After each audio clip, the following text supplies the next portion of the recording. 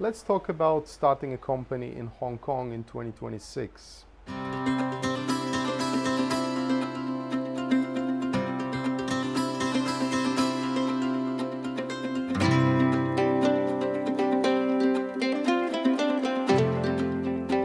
Oftentimes we get this question.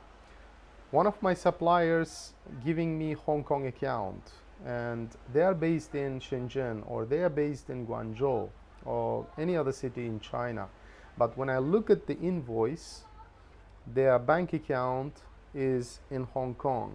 So does it mean that I need a company in Hong Kong as well?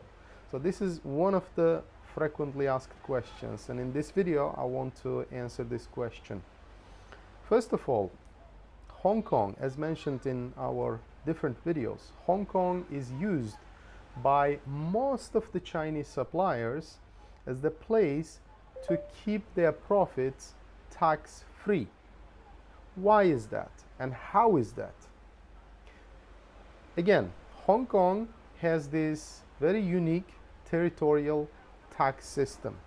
It means if the income is derived from outside of Hong Kong, then potentially, not 100%, but potentially, this income is not subject to Hong Kong corporate tax, because there are other things in this process as well in order to claim offshore status for your Hong Kong company. But one of these major element is basically this income should be coming from outside of Hong Kong.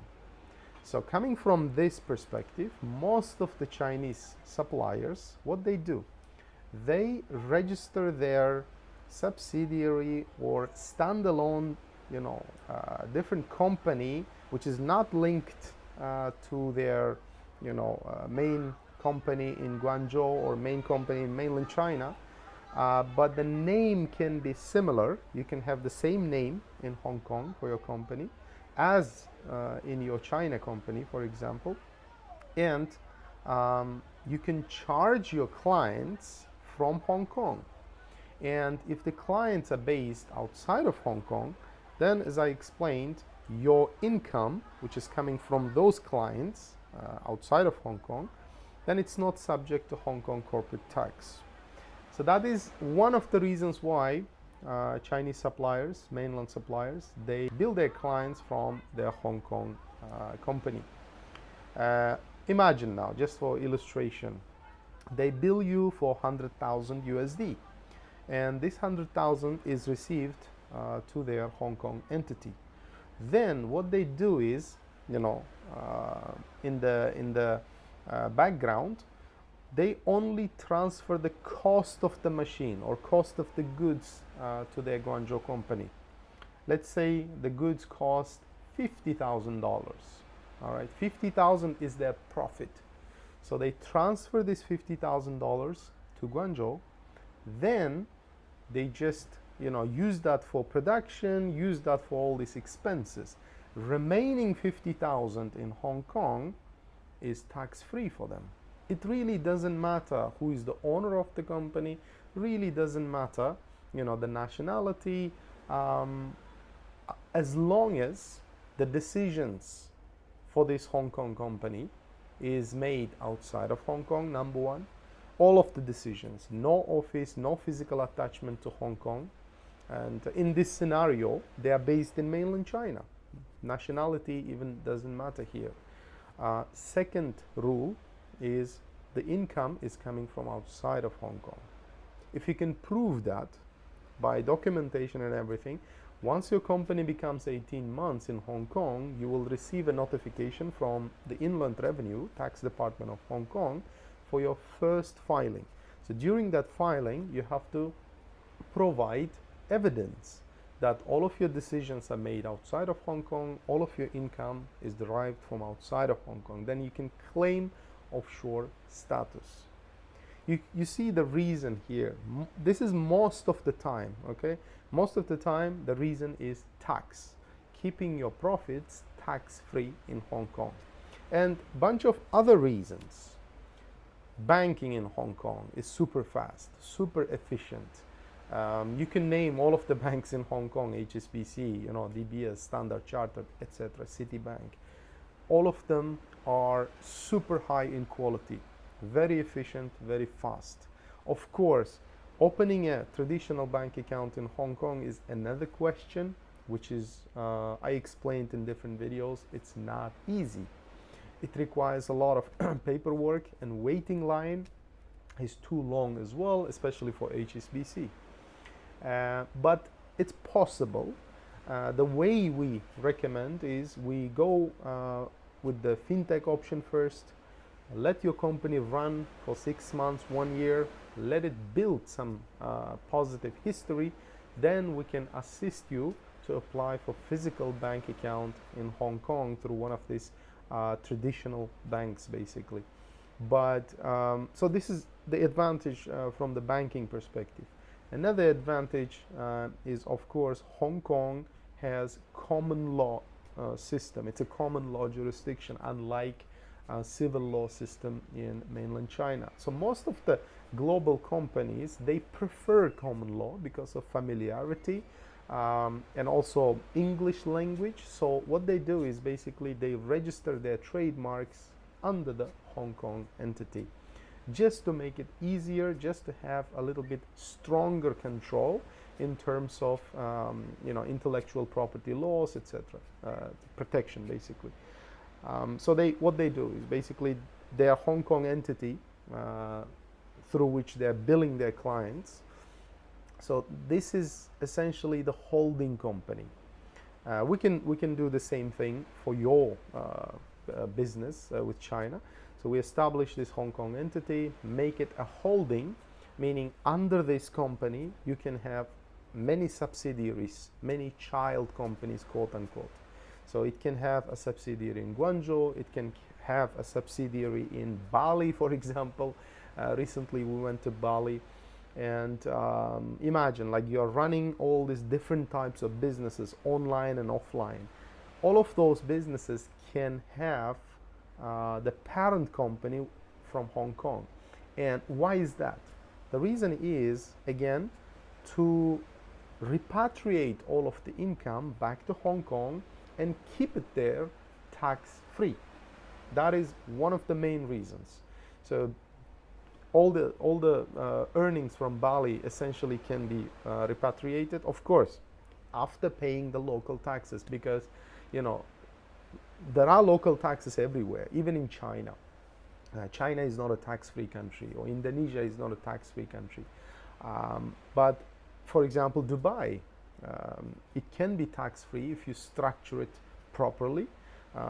So let's assume your child company, online business, is based in Dubai. So this Dubai company can be owned by a Hong Kong parent company. So you have profits in Dubai and then repatriate them back to Hong Kong, to the parent company. And in Hong Kong, you're not going to pay any tax, and in Dubai, you're not going to face any potential taxes there.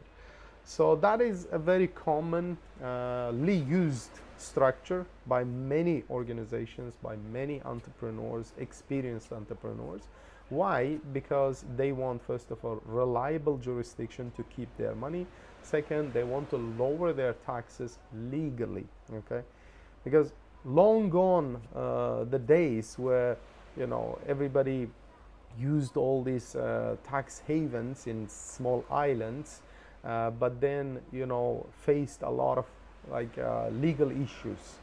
Nowadays, the focus is not to escape from the taxes. Nowadays is to possibly lower them legally, and is actually encouraged to pay some amount of tax in some jurisdiction to protect yourself and your business, potentially. Because, you know, 90s and 80s, there were different times. All those jurisdictions faced, you know, problems, faced basically issues through OECD and all these different organizations from the West, and most importantly, the banks. Most of the respected banks, they really don't like companies or entrepreneurs who are not paying any tax. right? Even in Hong Kong, even though you store your profits tax-free here, from time to time you might get questions from the from the bank and tax office as well, regarding your personal, tax residency. So for that, you have to be ready. You have to provide some evidence that, okay, I'm storing my profits tax-free in Hong Kong, but personally I'm a tax resident of this and that jurisdiction. As long as it's well documented, you can prove it, then there is no potential issues. We have multiple clients, for example, they are not a tax resident of essentially any country. For example, they live in China, mainland China, under family visa. So in China, family visa is not considered a tax resident. It doesn't matter how long you live there, because essentially family visa does not give you the right to work. So you don't have the right to work in China. So you will not declare any earnings to the Chinese tax authorities. I'm talking about mainland China here. Let's say Shanghai. So under this scenario, it's documented that you are living there. You are a resident, but not a tax resident. So you're living there. You have your family visa. This is a solid document. Now you have your address proof in mainland China. You have your lease agreement, for example, and rental agreement. And then you go ahead and open a Hong Kong entity. So in this perfect scenario, you're not paying any tax in China. You're not paying any tax in Hong Kong. Even if the Hong Kong authorities ask you, tax department, bank, etc., from time to time, again, this is not very common. They only ask you when your operations are too big, or they have some suspicion about the transactions, for example. So when it happens, they might ask you, they might approach you, okay, can you please provide evidence about your tax residency? So when they do that, you can simply show them, okay, I'm living in mainland China, but I'm not working here.